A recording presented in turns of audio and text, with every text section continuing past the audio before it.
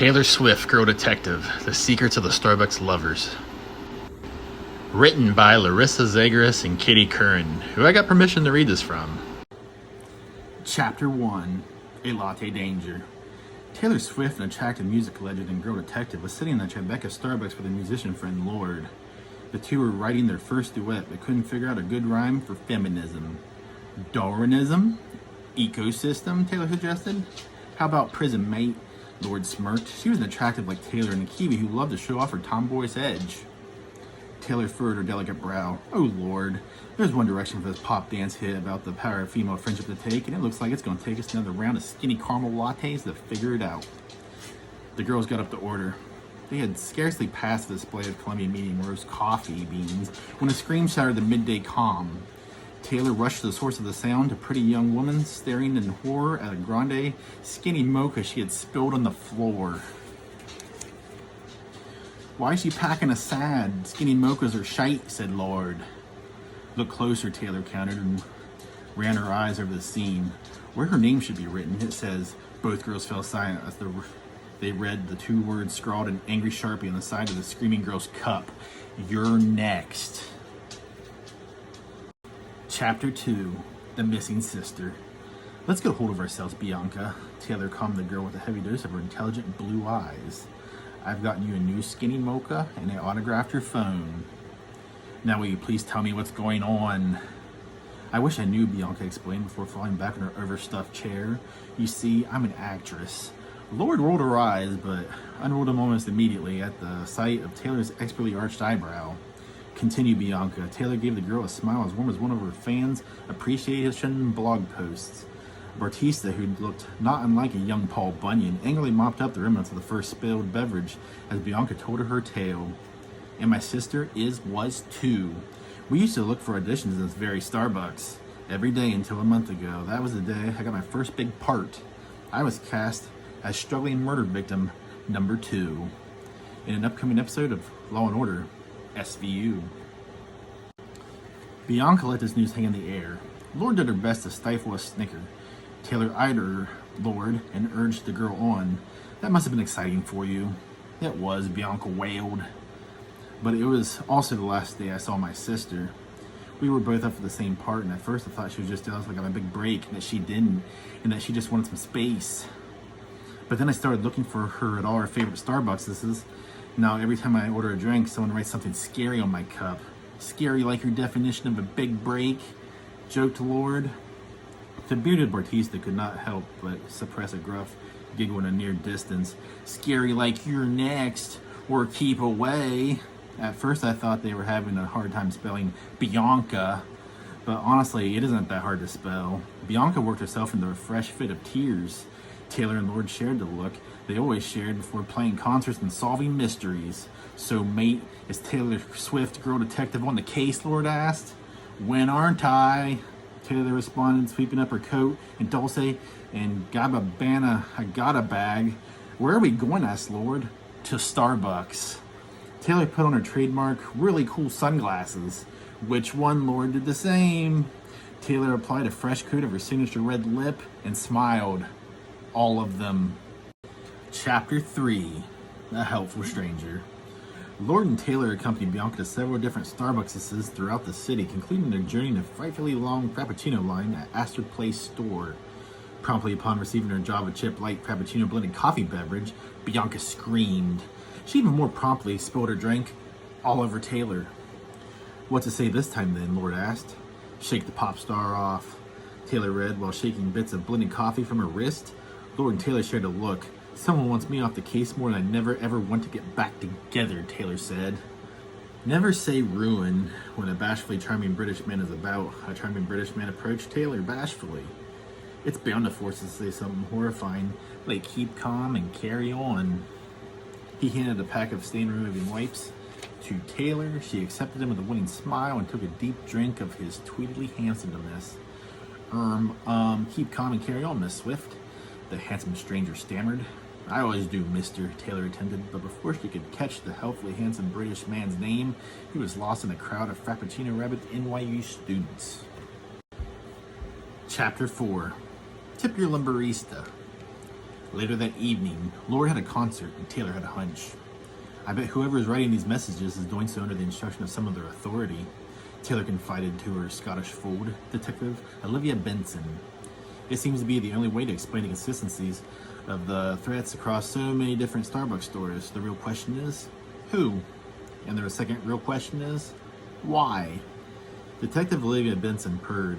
You're right, Detective Olivia Benson. I'm not going to get anywhere asking a cat. The Paul Bunyan-ish Bartista from earlier was wiping the counter from lunch of its life when Taylor entered the Tribeca Starbucks for the third time that day. He was completely absorbed in his work, and Taylor decided, handsome in a grumpy lumberjack sort of way, she would call him the Lumberista. If you're coming in 10 minutes before closing to order a Frappuccino, you better be the president or Taylor Swift. Taylor asked with a smile. The Lumberista sighed deeply. Can I tell you we're closing without you writing a song about it? You can tell me you're 10 minutes from closing, which you are, and no promises. Taylor smiled winningly. The Lumberista didn't. 8 minutes and counting. I can get a lot done with 3 minutes and 35 seconds. And I can get a lot done without Living Legends loitering in my store. What do you want, Swift? Take it to the bridge. Taylor was not dissuaded by the Lumberista's sass. It had been a while since she enjoyed some decent banter, and this was tastier than a skinny vanilla latte she had planned on ordering. The girl I was in here with earlier, Old Butterfingers Bianca, the scream spiller from hell, the Lumberista asked in deadpan growl. Yes, do you have any idea of who could be behind all these threats she's been receiving? Gee, she's pretty annoying, so my guess is literally anybody. With that, the Lumberista attacked a patch of dried mocha sauce with renewed vigor. Ouch, he grabbed and cried. His left elbow was in pain. You're wincing, Taylor rushed to his aid. You're observant, said the Lumberista. And he snapped, but softened at the sight of her pulling out an elbow support wrap from her bag. He snatched the wrap from her outstretched hand, and his eyes spoke volumes of gratitude. It's probably why your lyrics are so relatable, he added. I've a touch of the occupational arthritis myself. Taylor gestured to the guitar slung across her back. You know, we're not all that unlike, you and I. I can see some subtle differences, the Lumberista applied the wrap to his aching elbow. Taylor noticed an angry set of scratches running along his underarm. We're both people this entire city, world, even council, and to get through their day, she probed. Yeah, the Lumberista said dubiously, eyes narrowed, and Taylor continued, the concern in her voice going from grande to venti. Even though I'm compensated well for running the world, yours can't be a terribly high-paid position. The benefits are good, the Lumberista responded, but hesitation shot through his voice like an espresso in a caramel macchiato. Taylor took this as her cue. It would be perfectly understandable for someone in your position to, say, accept a bribe from an unknown third party to write threatening messages on a certain customer's cup. She adjusted the fit of her elbow's support wrap on her elbow ever slightly. It would also be perfectly acceptable for someone in your position to tell someone in my position who that other someone is. I knew you were in trouble when you walked in, snapped the Lumberista. Time's up. I got enough dishes to do tonight without cleaning up your mess. Taylor's eyes flashed, but she kept her voice calm. There's no need to be mean. Come on, Swift, the Lumberista smirked unkindly. I could see that one coming from a mile off. A few paces away from Starbucks, Taylor's beloved Scottish Fold poked her head out of Taylor's handbag. I know, Detective Olivia Benson. Taylor sighed. All that effort just to come up with a dry cappuccino? Chapter 5, Cover Girl. The next day, Lord and Taylor found themselves comforting an inconsolable Bianca at the Gramercy Park Starbucks. A puddle of stay-away latte lay at their feet. Bianca sobbed into her infinity scarf. Lord rolled her eyes. Jesus! Save something for SVU. Taylor arched an eyebrow in Lord's direction before placing her well-manicured hand on Bianca's knee. There's no need to despair.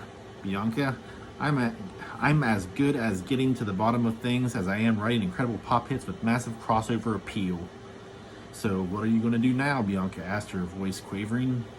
I'm going to do what Taylor Swift, music legend, can't, but what Taylor Swift, girl detective, always does, Taylor said reassuringly. Go undercover. So let's go into chapter 6. Training day. Taylor adjusted her newly minted Starbucks employee visor over impeccable blonde shag. She had been embedded in a West Village Starbucks for several hours, but so far her work had turned up more chores than clues. Meredith! What's the holdup, Tam? Her new coworker called to her over the roar of the industrial dishwasher. I need those Trenta lids pronto. In a tick, Tam, Taylor called out, suppressing a small smile at the use of her preferred undercover name. She made a show of looking for lids while actually scanning the room shelves for evidence of any kind. An out-of-place box, an old clock, a locket. The evidence could take any form. More than likely, it was an overstuffed bag of coffee beans marked Colombian Medium Roast Special. E-Special. Squeezed between some bags of Pike Place Roast and Veranda Blend. Come on, Tam snapped and snatched up a sleeve of lids. I still have to teach you seasonal lattes. I'll be out front in a minute, Taylor smiled brightly. Tam shot her a suspicious look. I need to clean up some beans I spilled. Chapter 7, The Cold Hard Ground. Tam rolled her eyes and left Taylor to run devices.